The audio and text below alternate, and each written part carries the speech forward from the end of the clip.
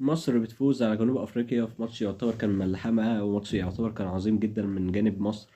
هنتكلم عن كل حاجة حصلت في الماتش ورجولة اللعيبة. هنبتدي الماتش يعتبر كان بادئ. مصر كانت بادئة منظمة بشكل كويس، ما بتسيبش يعتبر فرصة لجنوب أفريقيا إنها تمسك كورة، وده كان مهم جدا.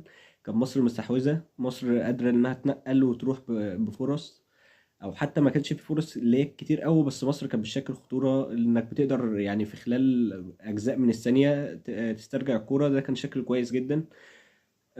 مصر يعتبر كان في الشوط الاول كان كويس جدا، وكان ممكن مثلا يخلص بجونين بعد بجونين حتى قبل ضربه الجزاء.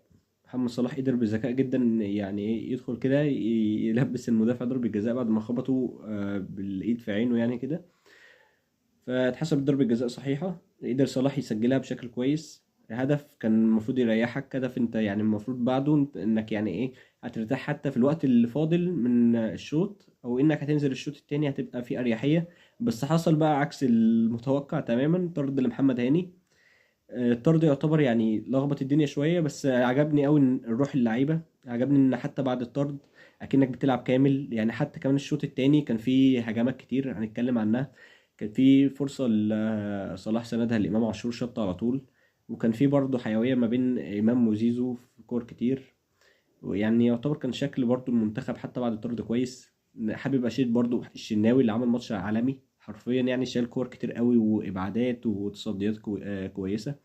ياسر اللي من فترة كبيرة كان مستواه غايب، ابتدى النهاردة الماتش يعني ده يفرق معاه شوية ويرجع لمستواه. حمدي فتحي اللي قلنا الماتش اللي فات ما كانش ماتشه، لا الماتش ده عمل تاكلينجات وحاجات كتير كتيرة، وقطع كذا كورة، وفي كل كورة بتلاقيه اللي هو بيقاتل عليها.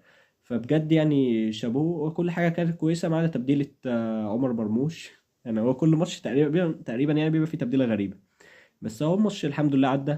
مصر عملت المطلوب في الماتش، كسبت الماتشين، بقيت اول مجموعة. حتى الماتش الجاي ممكن تريح اللعيبة وتلعب يعني باللعيبة البودلة يعني وكده. كل ده عمل مصر في اللي جاي. السلام عليكم.